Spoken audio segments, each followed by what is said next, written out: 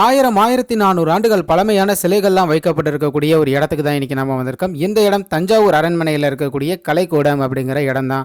இந்த இடத்துல 1000 ஆண்டுகளுக்கு பழமையான சிலைகள் நிறைஞ்சு இருக்குது அப்படின்னு சொல்லலாம். கல்லாலான சிலைகளும் இருக்குது, ஐம்பொன்னாலான சிலைகளும் இருக்குது.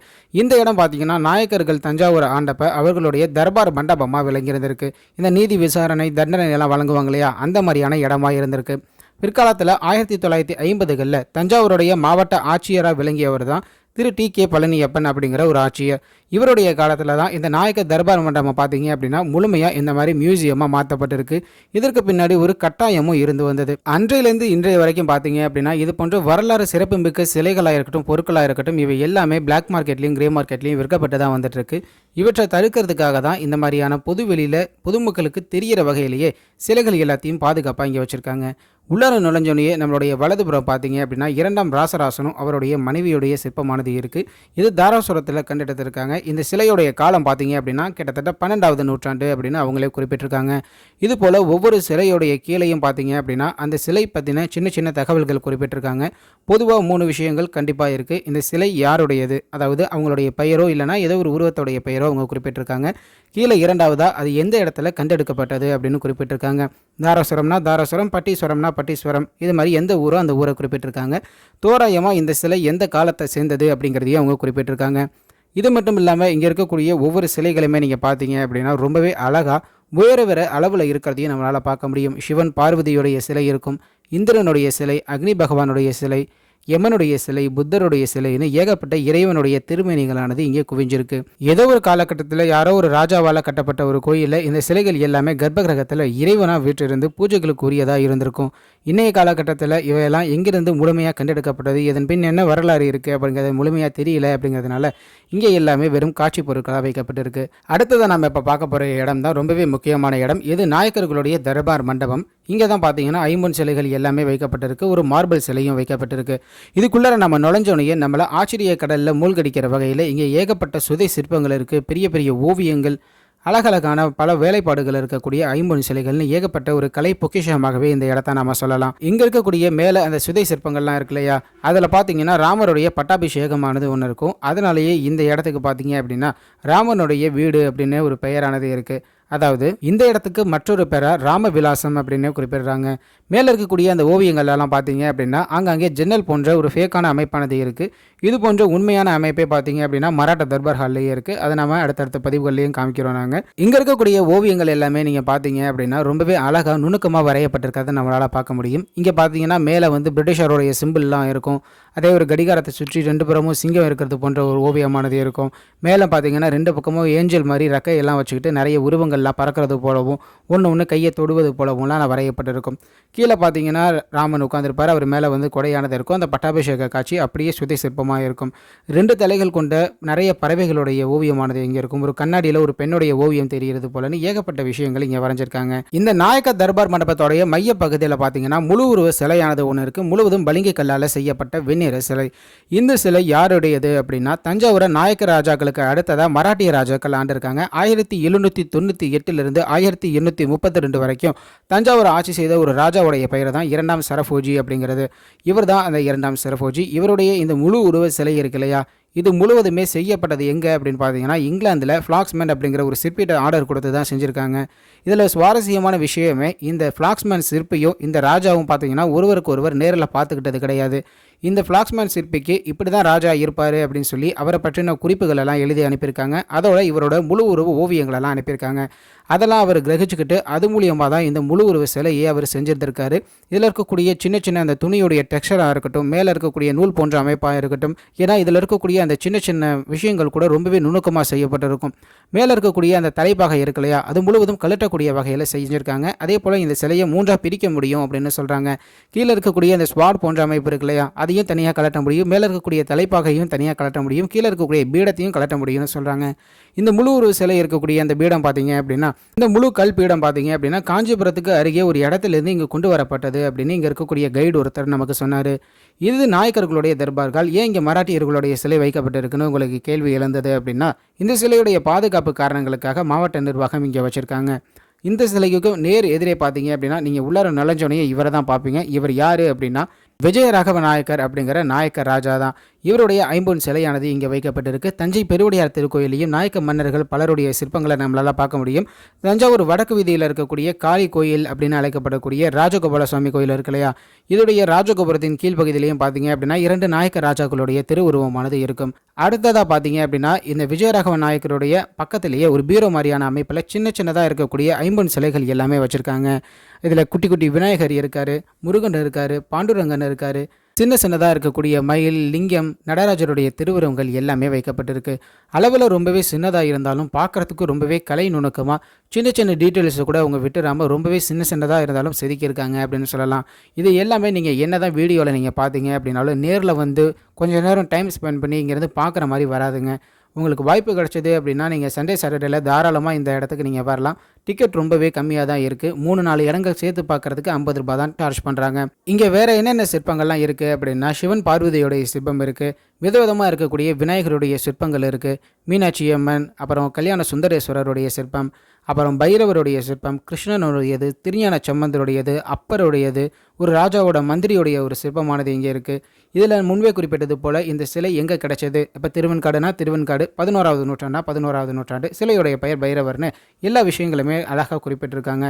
இங்கே மணி, நந்தின்னு ஏகப்பட்ட விஷயங்கள் பார்வைக்காக வைக்கப்பட்டிருக்கு.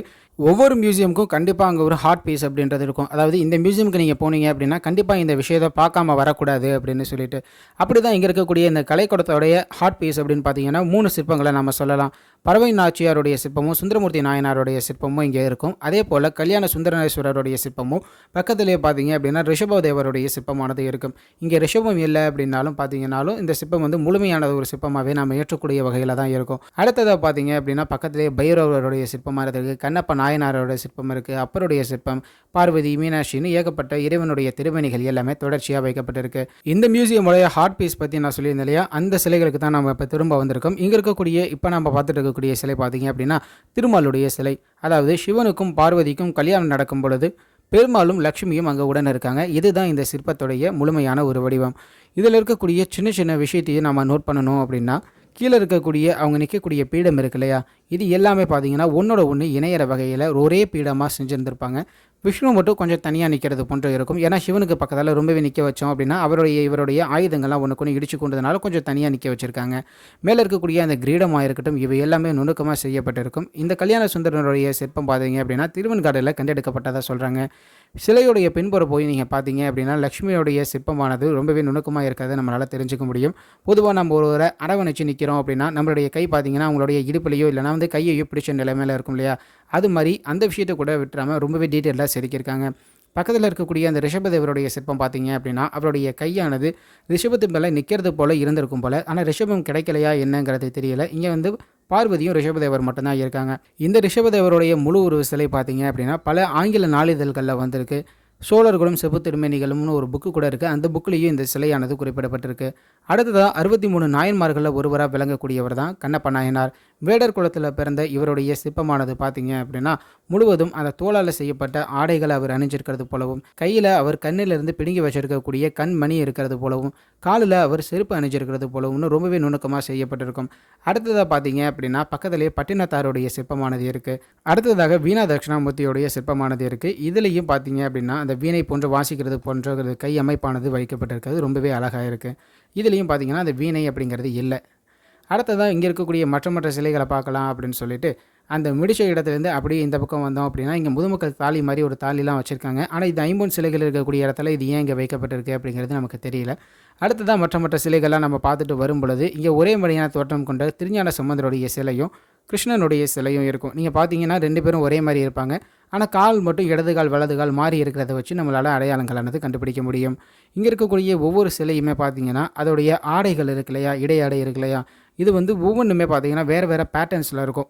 நீங்கள் நுண்ணிப்பாக கவனிச்சிங்க அப்படின்னா அலையாக இருக்கிறது மாதிரியோ இல்லைனா புள்ளியாக இருக்கிறது மாதிரி கோடு போட்டது மாதிரியும் ஏகப்பட்ட டிசைன்ஸ் வந்து அப்போவே வந்து ரொம்பவே நுணுக்கமாக சிலைகள்லேயே செதுக்கியிருக்கிறது ரொம்பவே ஆச்சரியப்படக்கூடிய ஒரு விஷயம் அப்படின்னு சொல்லலாம்.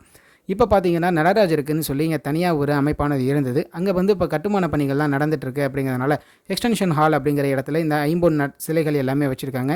இது முழுவதும் பார்த்தீங்கன்னா நடராஜருக்காகவும் சோமஸ்கந்தருக்காகவுமே இங்கே இருக்குது அப்படின்னு சொல்லலாம். ஏன்னா அவங்களுடைய சிற்பங்கள் தான் இங்கே ரொம்பவே அதிகமாக இருக்கும். இங்கே இருக்கக்கூடிய ஒவ்வொரு நடராஜருடைய சிற்பங்களுமே பார்த்தீங்க அப்படின்னா ஒவ்வொன்றுக்கும் கண்டிப்பாக ஏதாவது ஒரு வித்தியாசத்தை நம்மளால் கண்டுபிடிக்க முடியும்.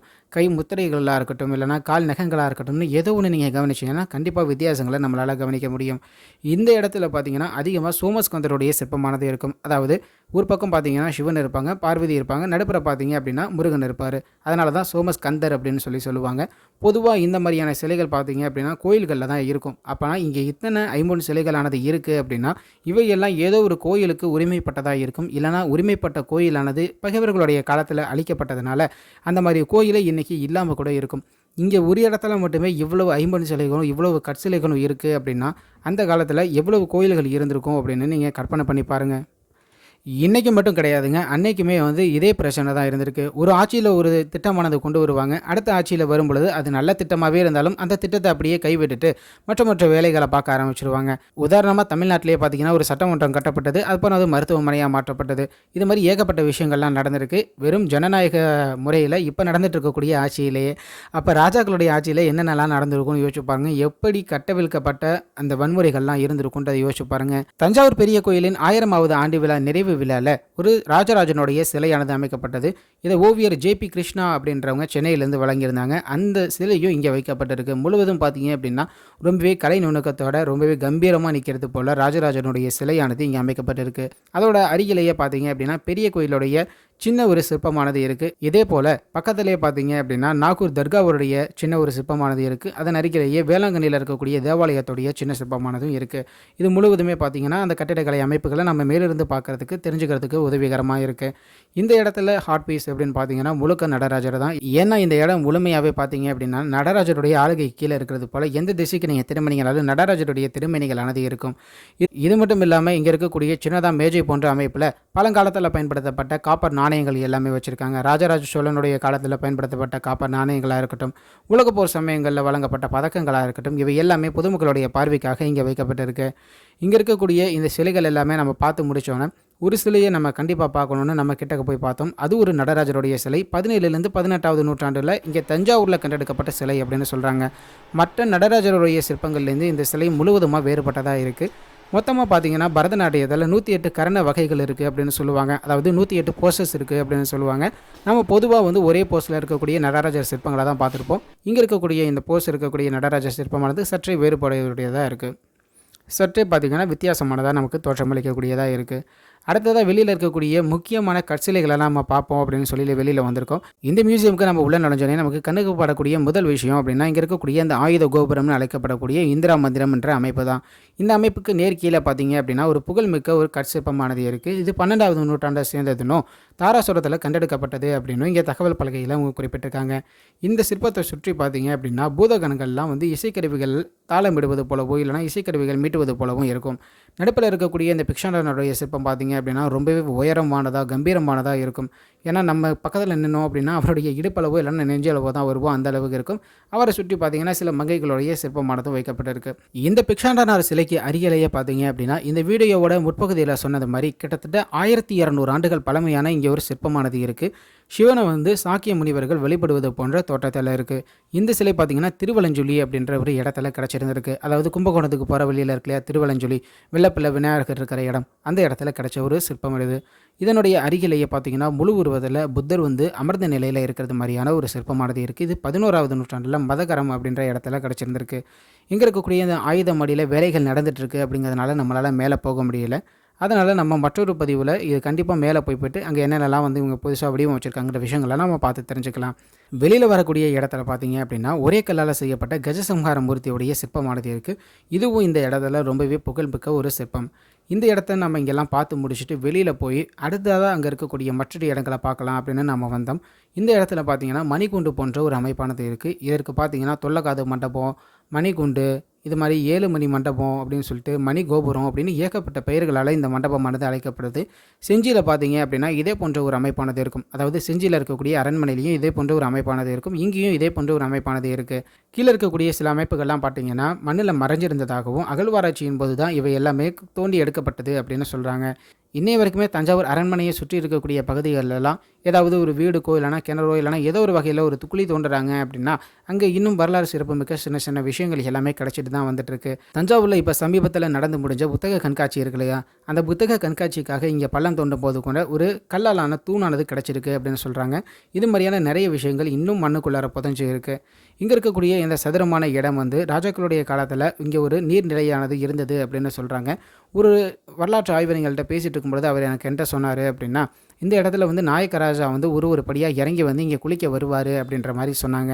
ஏன்னா இது உள்ளார தண்ணி வரதுக்கும் வெளியில் போகிறதுக்குன்னு ஏகப்பட்ட வகையெல்லாம் நிறைய விஷயங்கள் செஞ்சு வச்சுருக்காங்க. இந்த இடத்துல செம்பாரங்கல் போன்ற ஒரு கல்லால் அங்கங்கே சின்ன சின்னதாக தூண் போன்ற ஒரு அமைப்பானது இருக்குது. ஒரு சிலர் வந்து இதுதான் ராஜராஜ சோழனுடைய அரண்மனை இருந்த இடம், அதில் இருந்த இடத்துலையே தான் இவங்க மேலே வந்து அரண்மனை கட்டியிருக்காங்க அப்படின்லாம் கூட சொல்கிறாங்க. அது எந்த அளவுக்கு உண்மை அப்படிங்கிறத வரும் காலங்களில் நாம் ஆராய்ச்சி பண்ணிவிட்டு நாம் தெரிஞ்சுக்கிட்டு நமக்கு உறுதியான ஒரு தகவல் கிடைச்சது அப்படின்னா நாங்கள் கண்டிப்பாக உங்களோட பகிர்ந்துக்கிறோம்.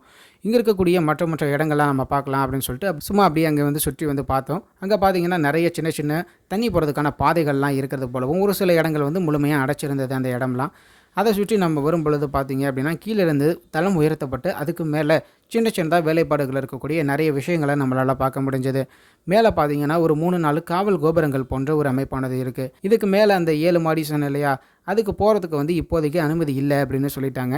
கொரோனா காலத்துக்கு முன்னாடியே இந்த இடமானது மேலே போகிறதுக்கு அனுமதி மறுக்கப்பட்டுருச்சு அப்படின்னு சொல்கிறாங்க. அன்னையிலேருந்து இன்னைய வரைக்கும் மர்மம் நிறைந்த ஒரு இடமாகவே இருந்து வரக்கூடிய இந்த அரண்மனையை சுற்றி பல கதைகளானது இருந்து வந்துட்டு இருக்கு.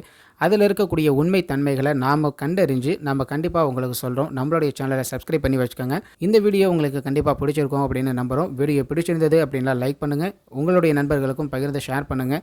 இந்த பதிவில் நாங்கள் குறிப்பிட்ட விஷயங்களில் உங்களுக்கு ஏதாவது மாற்று கருத்துக்கள் இருக்குது அப்படின்னாலும் இல்லைனா இந்த வீடியோவை இன்னும் எப்படி டெவலப் பண்ணலாம் அப்படின்னு உங்களுக்கு ஐடியாக்கள் இருந்தது அப்படின்னாலும் கமெண்ட்டில் சொல்லுங்கள். நாங்கள் கண்டிப்பாக கற்றுக்கிறோம்.